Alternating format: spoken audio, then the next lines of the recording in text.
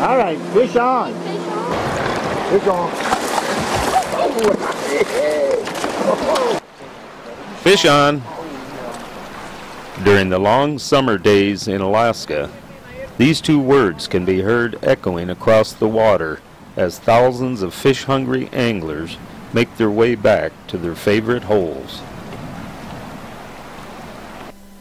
Alaska truly is a fisherman's paradise.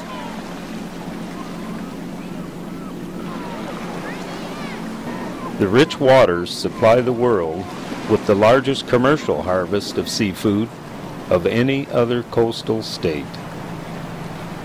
Well, with the wrong guy. Every summer, sport fishermen from many countries of the world and most of the lower 48 states come to Alaska to try their luck and skills in the remote waters and streams of the great land.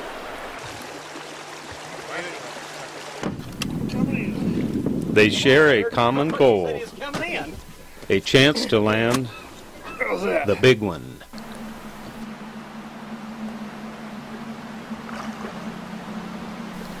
The 5 different varieties of Pacific salmon are the most popular fish harvested by Alaskan anglers. During their long journey back to where they were spawned, these pinks and sockeye have taken a rest stop before returning to fight the strong currents of the main river. Fresh-caught salmon are a delicacy. You have to go along the bottom. See how it's bounced along the bottom right there? And after seeing that fine stringer of sockeye or reds, I'm anxious to wet my line near this beaver tree in the morning sun.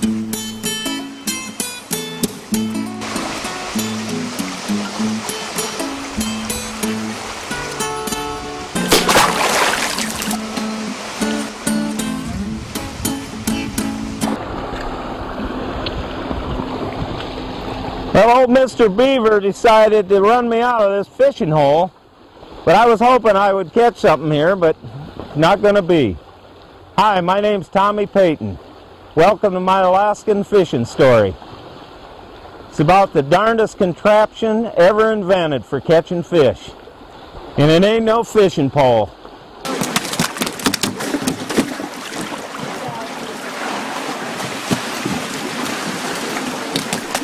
The Alaska Fishwheel has no other purpose but to catch fish, and nothing has better combined the most important invention of all time, the wheel, with one of the oldest pastimes, fishing, than the fish wheel.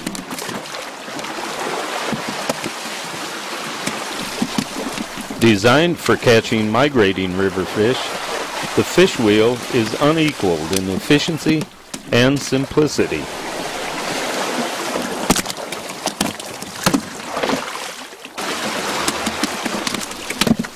Alaska remains the only state that allows private use of these wheels.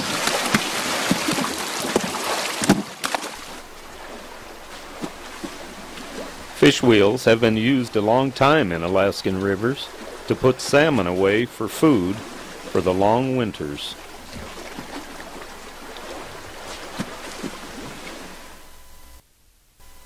Here in Anchorage, where fish wheels presently are not being used, I looked for some information about the wheels. Hey, you know what a fish wheel is? I have no idea. You don't know what a fish wheel is?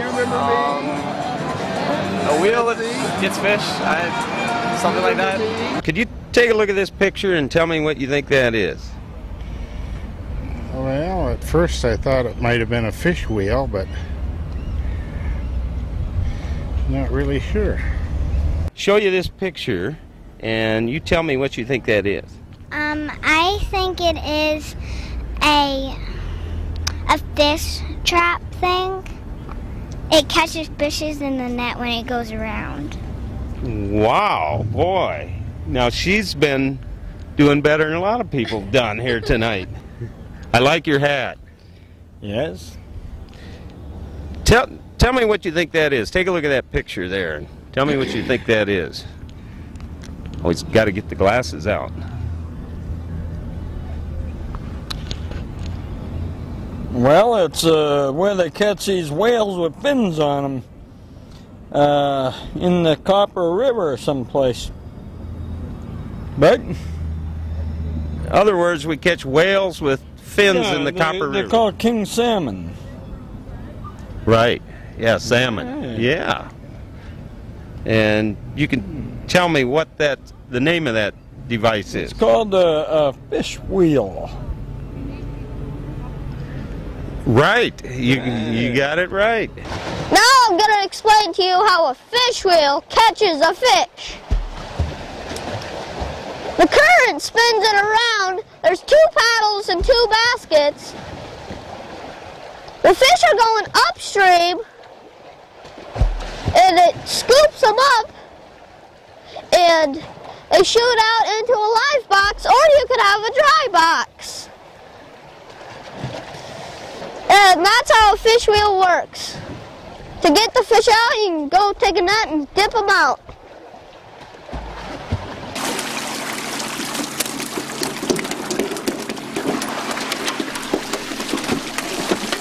This State Department of Fish and Wildlife wheel is used for verifying salmon run strength on the Yentna River.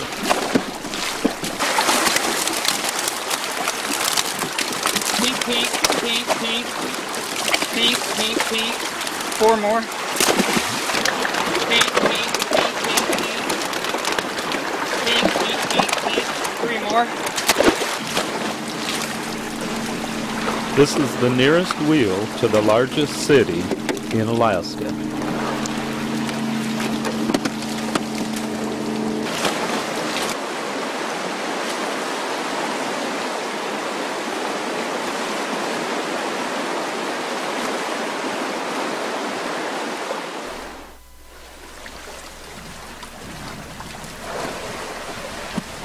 The first wheels used in Alaska were likely along the Yukon, the Tanana, and the Yentna Rivers in the interior.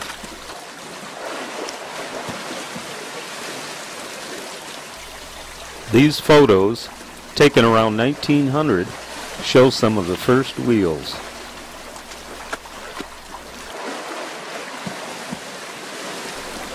This drawing of a small shad wheel was printed in an 1880 issue of Harper's Weekly. It is thought that Marco Polo brought the idea west from China, but the first wheels used in North America are traced to the Carolina region over 150 years ago.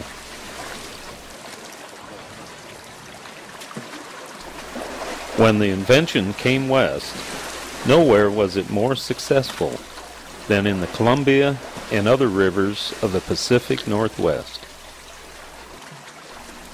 These huge wheels were commercial fishing machines operated only by the force of the current turning them.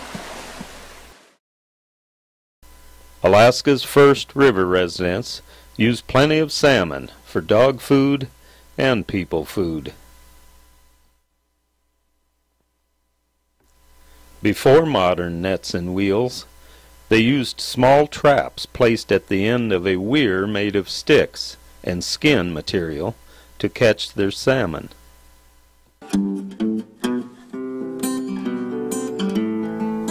In 1898, gold fever came to the Northland, and with it brought a new era to the Alaska Territory. The legend was heard around the world that gold was just lying along the riverbanks, waiting to be found.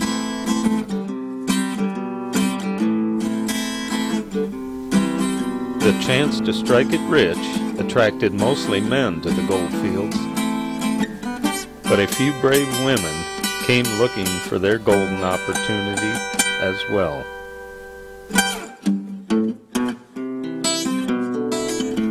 The men were tough men, like Gus Lundgren, Billy the Turk,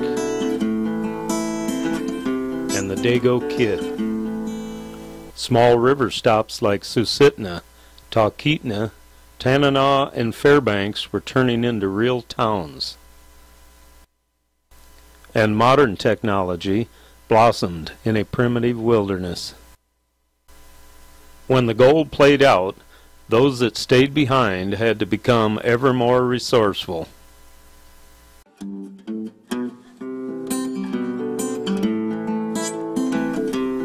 Some men became professional meat hunters and trappers. Harvesting the rich furs of the interior, lynx, wolverine, wolf, and American sable became their second chance to lead the North with a grub stake.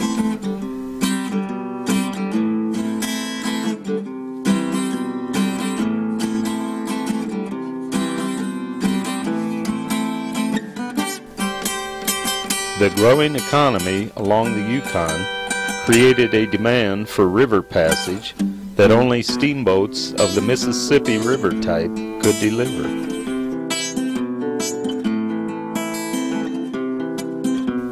The powerful steam engines required a constant supply of fuel. One of the summer jobs for trappers was supplying large quantities of firewood for the giant river boats' ever-hungry steam boilers.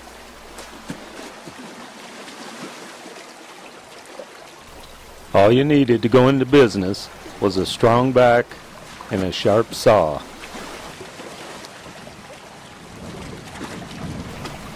It was about this time that fishwheels were first seen on Alaskan rivers.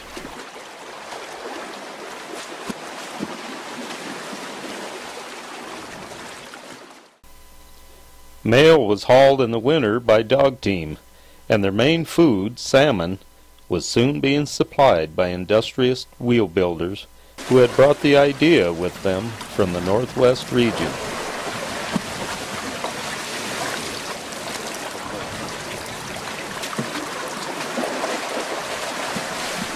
Selling salmon to the dog teams, together with firewood cutting and trapping, gave the hardy man a year-round source of wages. Many found wives and started their families. On the Yentna River, a new search for gold brought growth to the settlement of Yentna Station. A rugged man named Max Schellebarger from the Columbia River area journeyed up the Yentna to the Squintna area in search of his new life. Max and his bride Belle bought the rights to the sternwheeler Lois Ann for $100 and built their homestead from the planks it provided. Max became a 20th century mountain man. Their subsistence lifestyle of hunting, trapping, and fishing with their fish wheel allowed them to raise a family at their homestead on the Yentna River. These home movies show Max and Belle's lifestyle in the remote wilderness.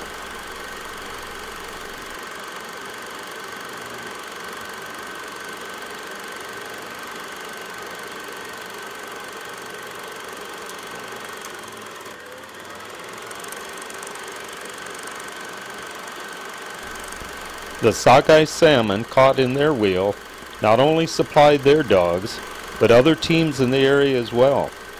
One young trapper that bought salmon from the Schellebargers, Jay Hammond, would eventually become governor of the state.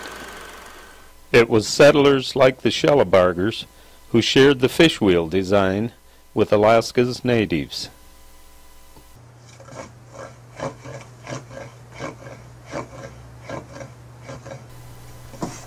Building an all-wood fish wheel takes a little time and skill, but only a modest set of tools are needed. Here, a two-basket wheel is going together. All the material, except a few nails and chicken wire or netting for the basket, can be harvested close to the river in the thick spruce forest of the area. Catching fish is a family endeavor, so traditionally family and friends are part of the construction and operation team.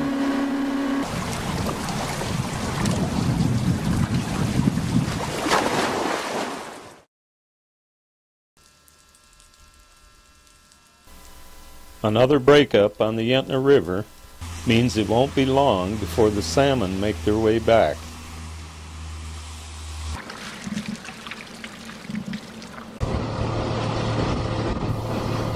I'm traveling upriver to where word has it a family is building a new wheel. I think it should be on the same side. Maybe it won't make it. There's actually no difference in the concept from the old wheels to this one. But some of the materials used now to build the wheels have become more modern. Oh, isn't that pretty?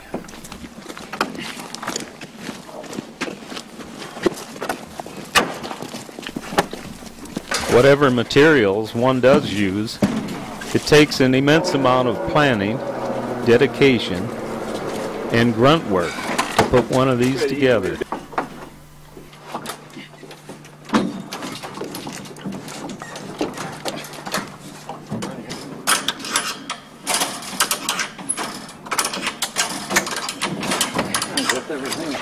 When you taking her upriver? Oh, about an hour, I imagine, right after lunch. We should be fishing by this afternoon.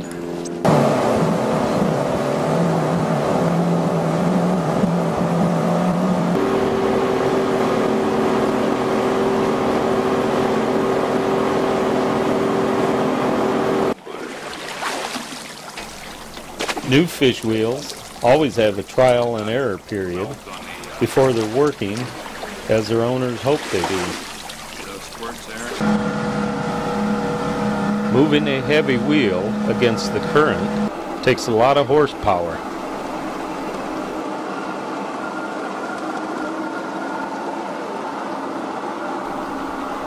It also makes a difference to which side of the river you put a fish wheel on.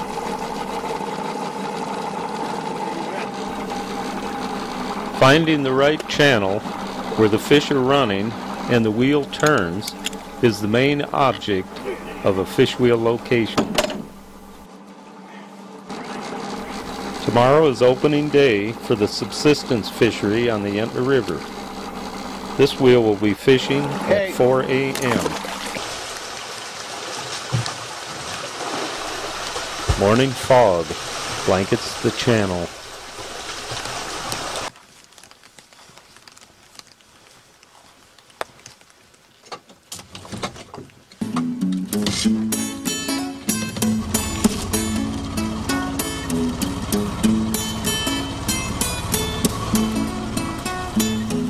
And it's just barely light enough to see the wheel.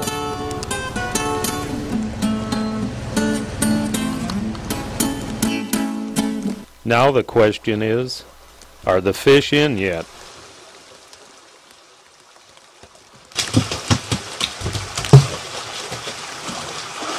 All right. It didn't take long for Virgil to find out.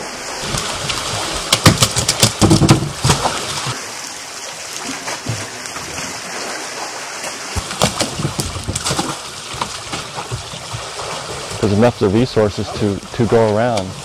I mean, compared to a rod and reel, fish reels are a lot more efficient and cost effective.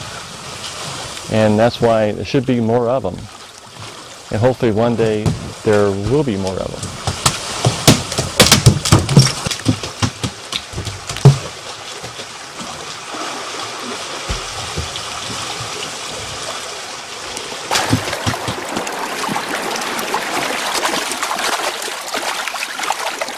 Here we are in the Yentna River, catching fish on this fish wheel. Let's go out there and follow Virgil and see what he's got in the live box.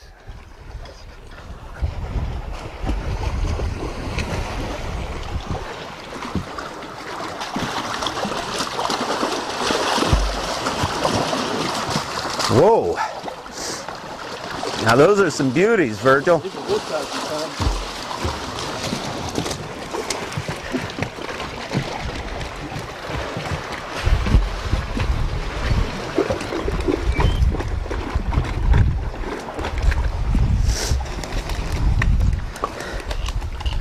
Now that's how to catch fish.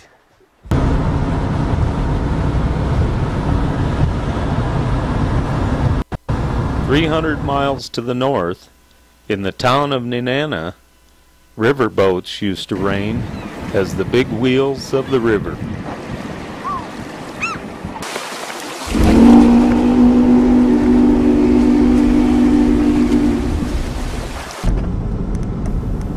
If you need local information in Alaska, the best place is the local pub.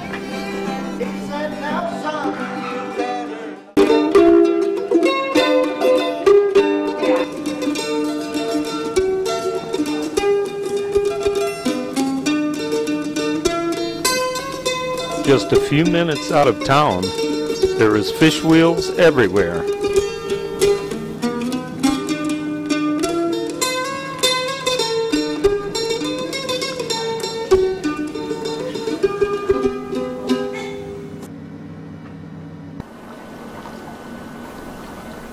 These 3-basket wheels are remarkably strong, flexible, and light due to the characteristics of the local white spruce used to build them. Each one of these poles represents a single young tree cut from the many islands of the Tanana Valley.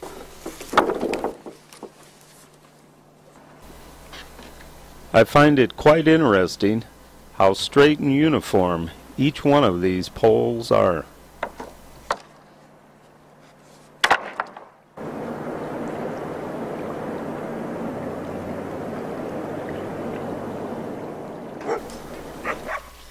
Yentna is well known for its resident dog mushers, and most of the salmon harvested in the wheels is destined to feed dogs.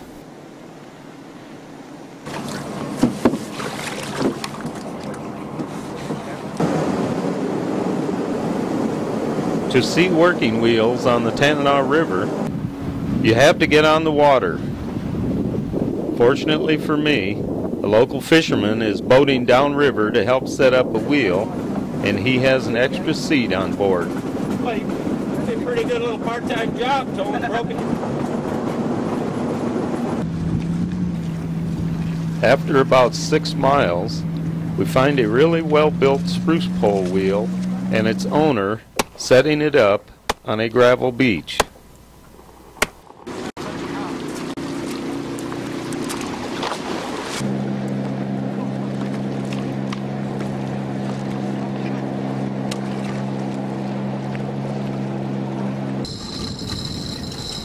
Each end of the axle is hung from a small chain hoist, which is used to raise and lower the wheel into the water.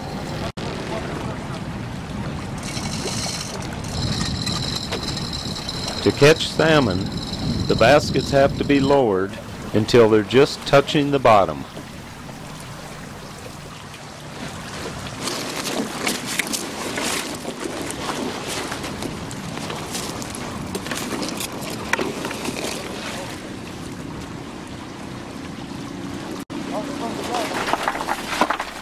The diameter of a wheel is designed for the given depth that the salmon run in each river, and when the wheel's all the way down, it should begin catching fish.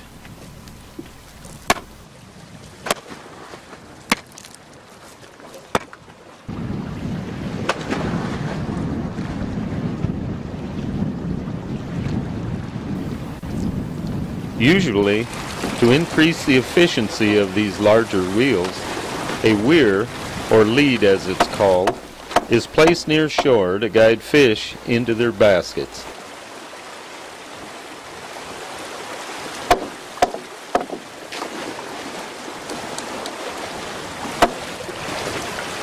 I wonder if you could pull a slack, tighten it up right there.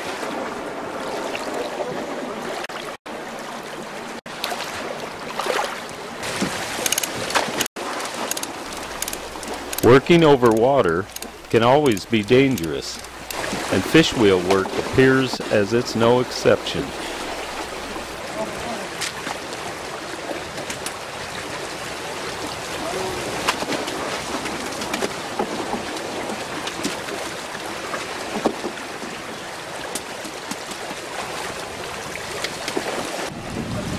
He's got his lead down now. That lead puts down right on the inside of the baskets, and that leads the fish right around that lead up into the wheel. He's gonna catch some fish now.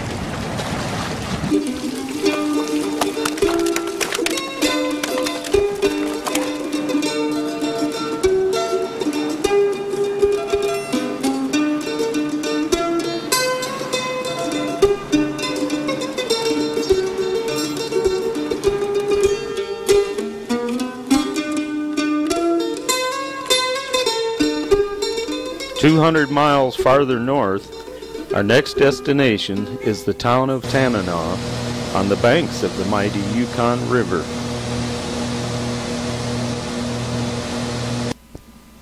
At 2,000 miles long, the Yukon is Alaska's largest river and the 5th largest in North America. The town of Tanana lies across the Yukon from its confluence with the Tanana River. Long gone Fort Gibbon was founded here in 1898, but the region was populated for many years before by the Athabascans, represented here by a 1915 photo of the Tanana chiefs.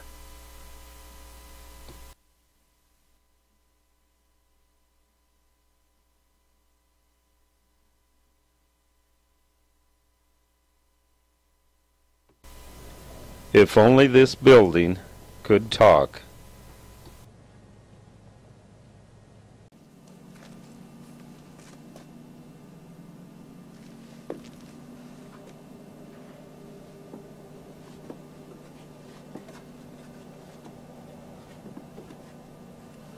Now that's a mighty fine wheel we have here. This is on the banks of the Yukon River at Tanana.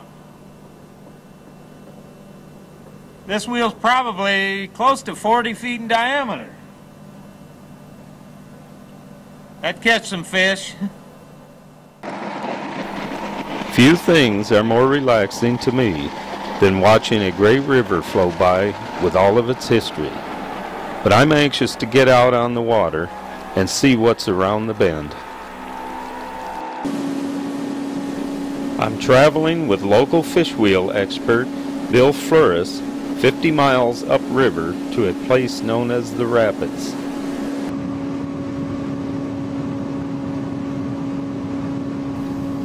The golden colors of fall are at their peak in September, here less than 100 miles from the Arctic Circle.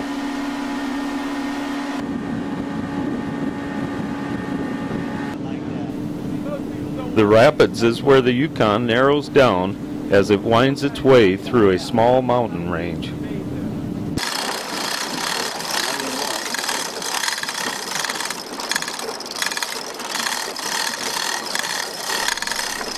We're inspecting wheels used for catching subsistence salmon and that are also used for biological study of the runs as they pass through. Oh, we put a beeper on so we just knew when the switch went off. The state and federal government has partnered with local fishermen to use their wheels for ongoing work to protect the run strengths.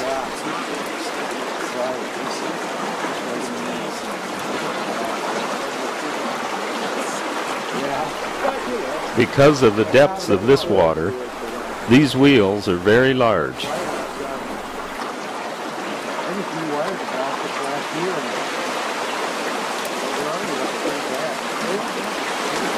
So when you raise this, you just raise it from where it existing.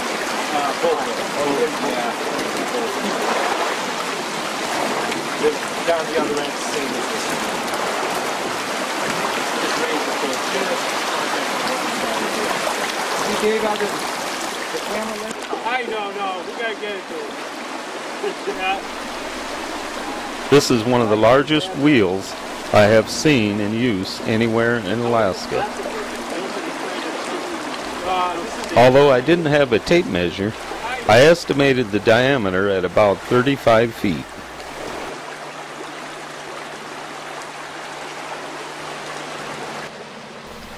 The rapids is a special place for a riverman such as I.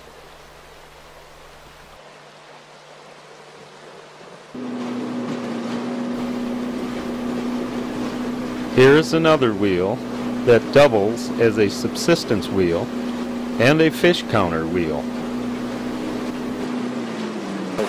So this is more or less a high-tech fish counter.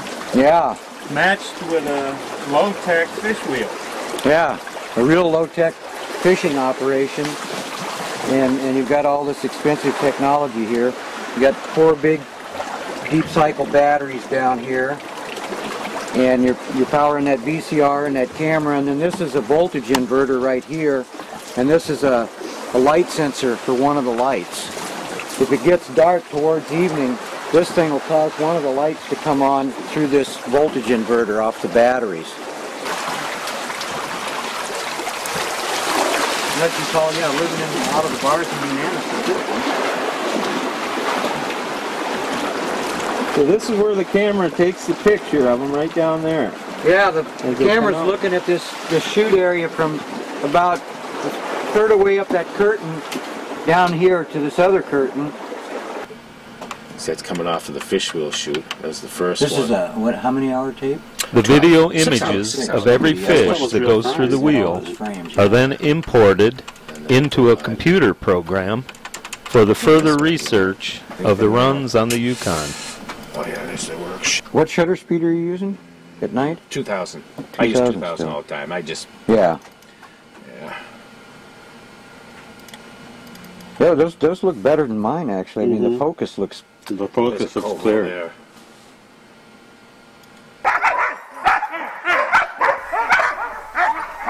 Dogs have been a part of Alaska's culture since man first tamed the wolf. Huge. Cowboy. During the summer months, the dogs are kept near the river as it is easier to maintain them with food and water. And the mosquitoes aren't quite as bad here also.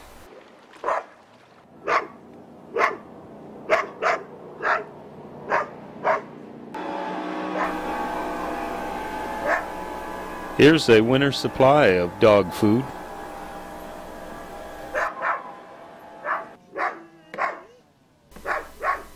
I wonder what this one's thinking.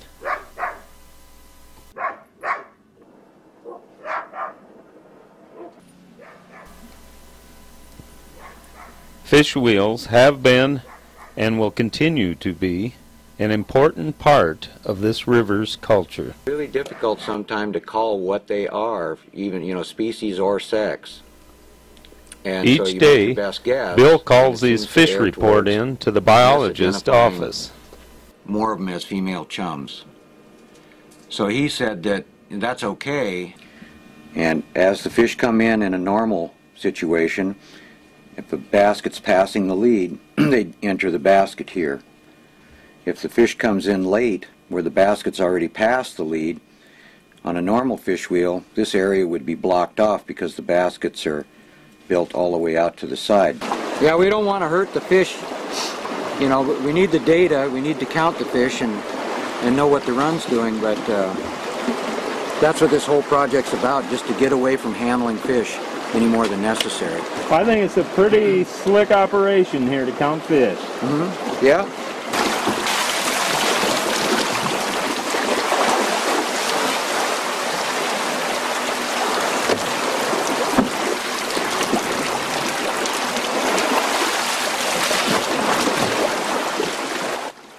Wheel up at fish camp is on the other side of the river from camp, and quiet evening you can hear every fish that gets caught.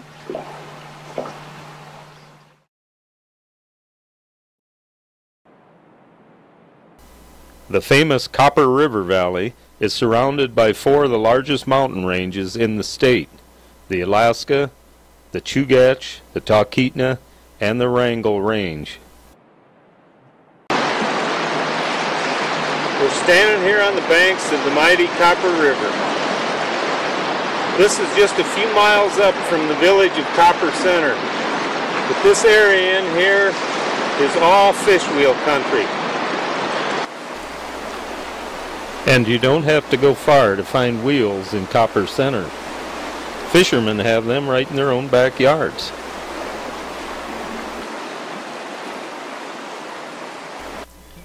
Copper Center is a crossroads of historic and modern culture.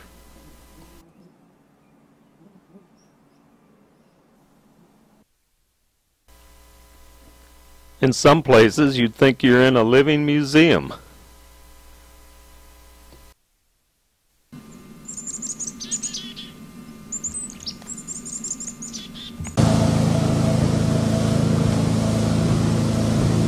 Hopping a ride in a jet boat from the Yentna River, it didn't take us long to find a row of wheels spinning in the fast current of the Copper.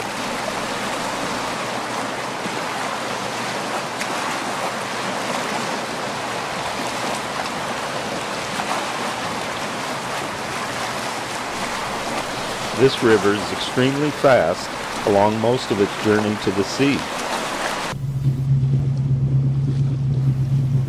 And it carries more silt than almost any Alaska river. For these reasons, fish wheels remain the most practical way for local fishermen to harvest the salmon.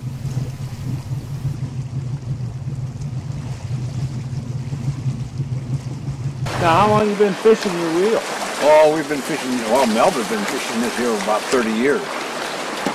I've been here about 20 years now. 1980, I think it was 81.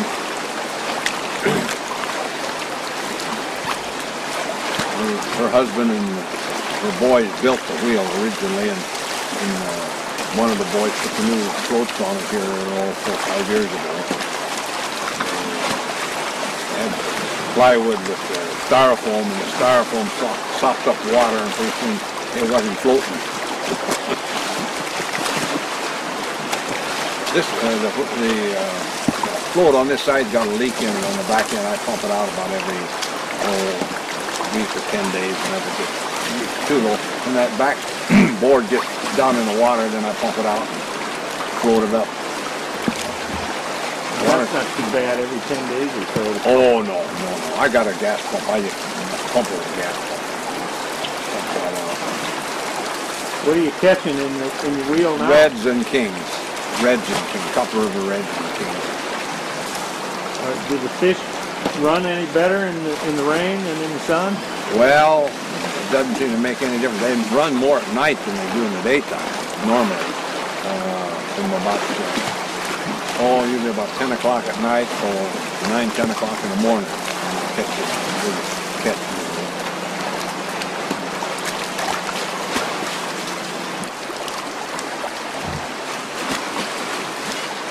This is about one of the smallest wheels I've seen so far here on the Copper River. It's in a good spot here. The channel's nice and deep, and it's fast. This one's built out of mostly man-made materials.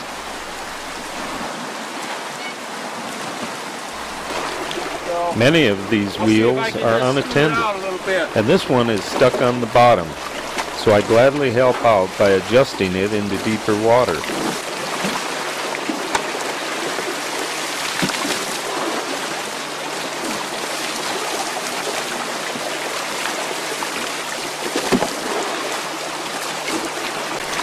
There, that didn't take long.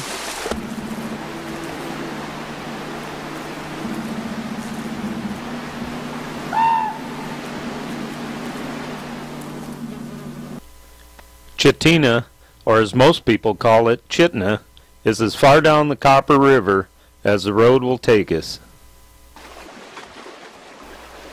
As on the Yukon, here on the Copper, fish wheels have long been an important tool for the local subsistence economy. During the gold rush, steamboats chugging up the Copper from saltwater had to navigate Wood Canyon to reach Yentna. My first stop is in the center of the old town, where I hope to find a few locals willing to share their fishing stories. You hear that, Gary? What? These old men, they said it's in their 80s when their buddies died, so they cremated and mixed them up with paint and painted the fish wheel with it. Armed with the local knowledge, I crossed the bridge from Yentna, where I found the most concentrated number of wheels of anywhere else I had been. A glory hole of fish wheels.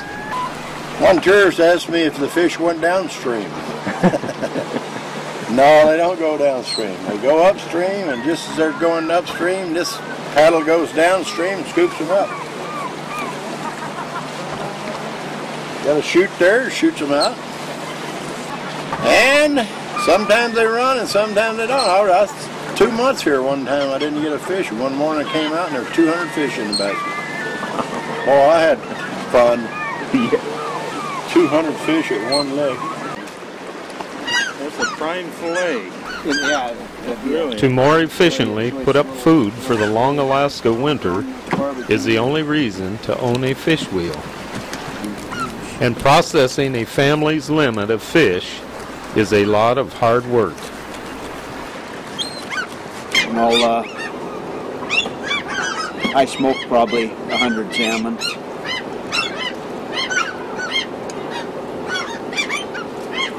A couple of coolers full, 2 coolers full is God's aplenty, you know. Allow me to can up 10 or 12 cases.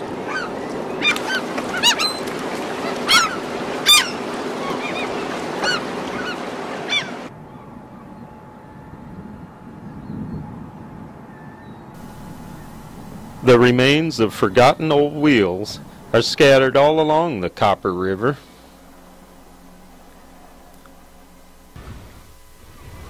Some are ready to fish.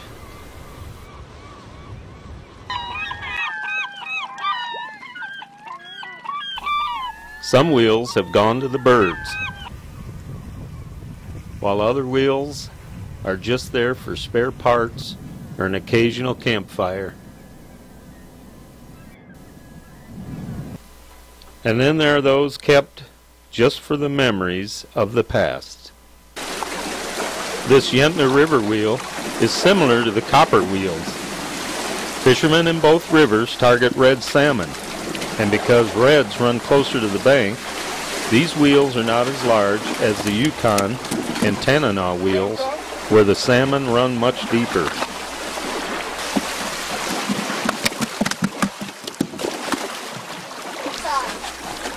In the river settlement of Yentna, local residents have developed a cooperative use of just 2 wheels. I want to see one of my... Get out a minute, dear. Well, that's not... If the runs are healthy, most of the local families have an opportunity to take the salmon they need during the short 2-week opening.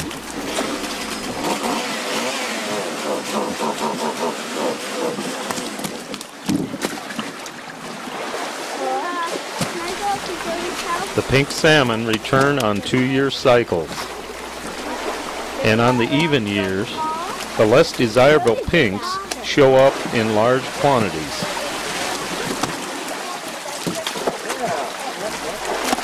Here on the Yentna, a person with a net must keep the live box from overloading with the pinks.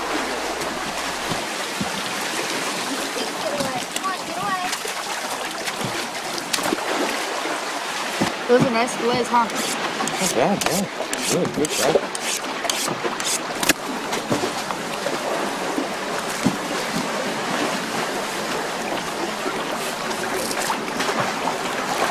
So I put my fish up. Let's see. I'm going to smoke a bunch of them, and we'll freeze part of that, and then I'll can some. I'll do some plain canning, and I'll vacuum pack probably about 6-7 fish in fillets and freeze it just for eating in the winter.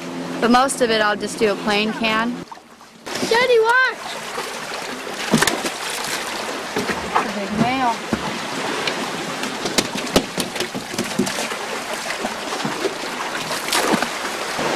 one of the things I've been real impressed with here is how the whole community shares the wheel. And there hasn't been any infighting.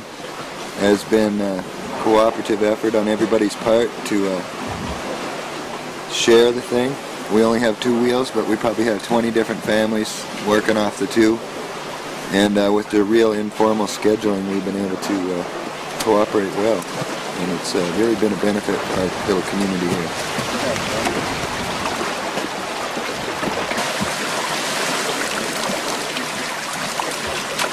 Paul's going to show us how to fillet a sockeye salmon.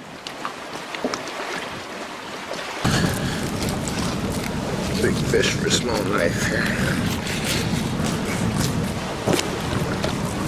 Get it all done at one time and get all the fish through in one batch rather than catching 2 or 3 a day and having to run them through the kitchen every day.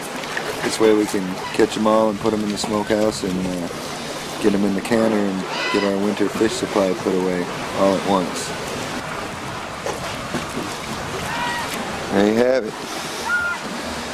2 beautiful red salmon fillets.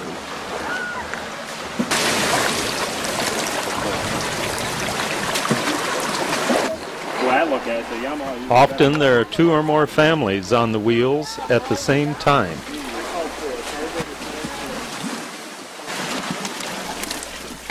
When the live box is full of reds, extra hands make for quicker work of the dipping and cutting.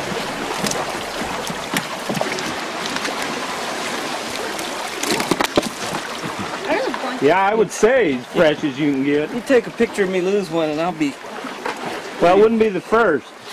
Yeah. Everybody's lost one so far, Mike. Yeah, no, we lost some last year. Anybody saving eggs? I should have brought a dog bucket up for the heads, for the dogs. You want to save? Well, we can throw them in the bucket. So what are you doing with the fish heads? We're giving them to our dogs. I got 19 dogs at home. 3 puppies. Oh, yeah. Actually, we have 8 in Juneau. Sled dog. Yeah. Yeah. Yeah, so they like the fish. We didn't bring anything. Oh, we didn't even bring a bucket, did we? No. You want the eggs for the dogs? Yeah. Well, throw them in there. Just open that up. We'll throw all the stuff we're keeping. We can sort it out when we get home. 2 hours, we caught, what did we catch? 45? About 45. And I think we lost about 5 or 6. So you like the fish wheel? Oh, this fish wheel's the neatest thing since ice cream.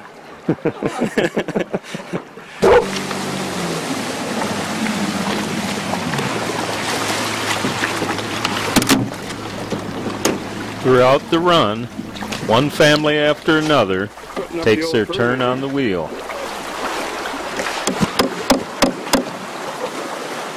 There we are. You're looking at it different. It can almost make you dizzy standing out here, you know?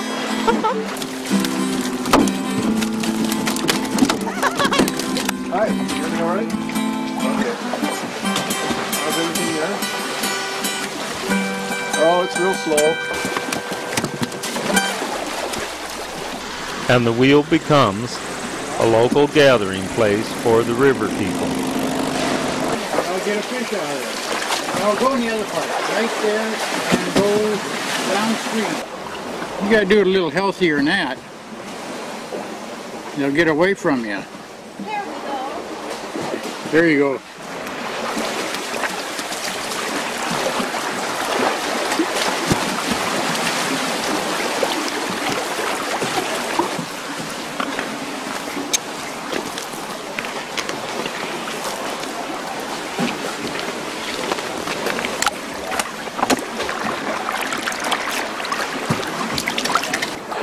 And we go fishing every year, and we try to get our limits of kings and silvers. The kings we save basically just for like the fillets and stuff like that for eating, and then the reds, we like to get the reds because we smoke them, and then we can the silvers.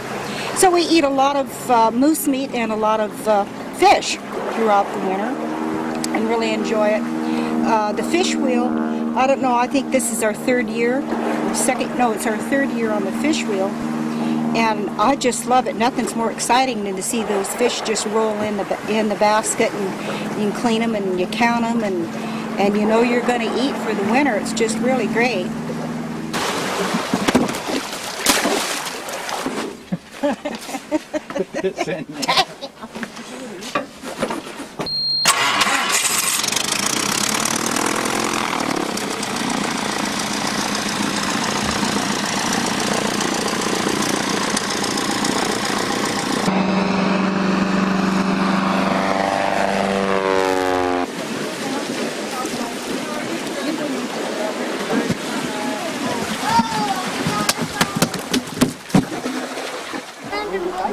The Fishwheel families celebrate the year's catch with a riverside picnic where everyone's invited.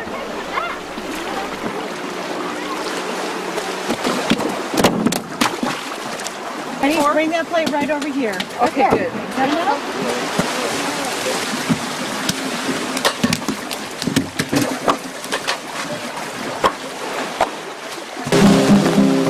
I was born Saginaw, Michigan.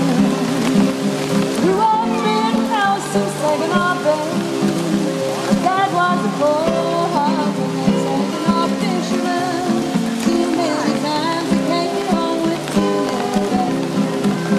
I love the girl, Saginaw, Michigan. No matter what the weather is, when the salmon are running, the fish wheels have to be turning.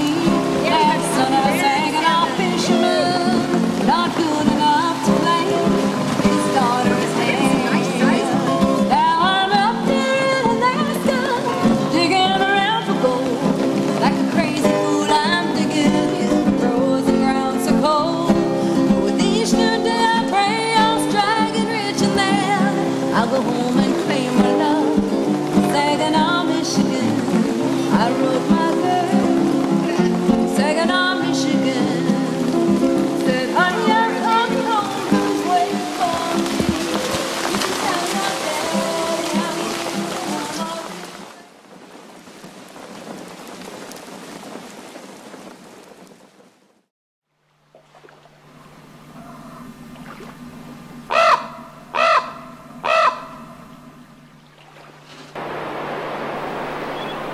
When the schools of migrating salmon have finally passed by the last fish wheel, summers in the Northland will soon be over. No, we had to pull the boat out of our creek today, or else tomorrow we wouldn't be able to. Some people found other uses for the fish wheel, but they all have one thing in common. From the smallest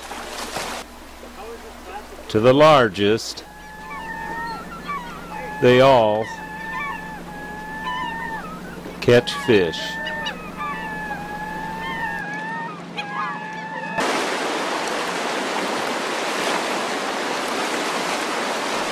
And like all living things, they eventually return to nature.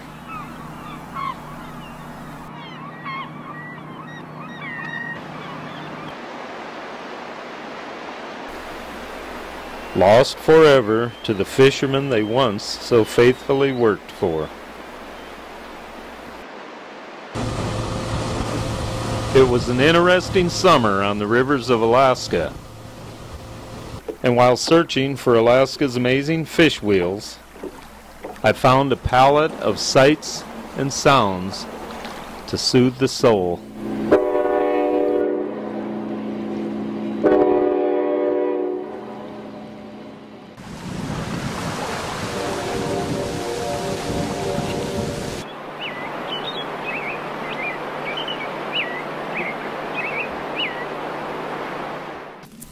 And then there were tastes of Alaska that you had to try once. It's a fish eye. And then there are those that were just better left untasted. Pocket knife. But meeting Alaska's great river people, who may have shared a tale or two, or took me to their favorite fishing hole, these are the memories that will be hardest to forget. Hey, there's a beauty there. Huh? Nothing. Nothing. They're jumping all around you, but you know how that works. You guys need to use a fish wheel. I think we do. Works a lot better. And you're probably wondering what this hat really is. Well, it's a nice looking hat, but it's a chick magnet. Chick magnet. They love rubbing it. Okay, we'll see ya. When the fish wheel season rolls around once again, you can find me in the front row seats.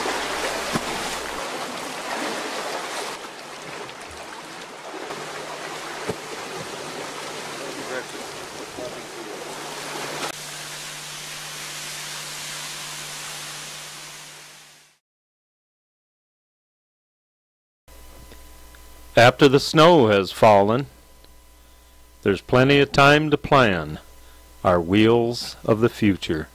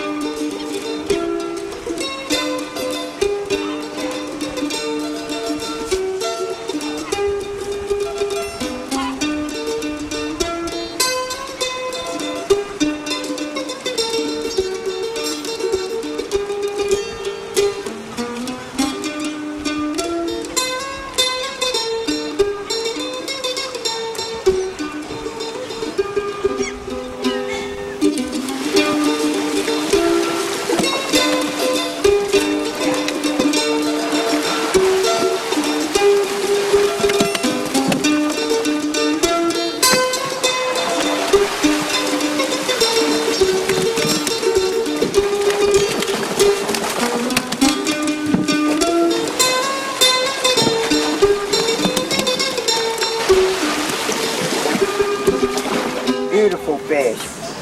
That's going to be my winter fish this winter, y'all.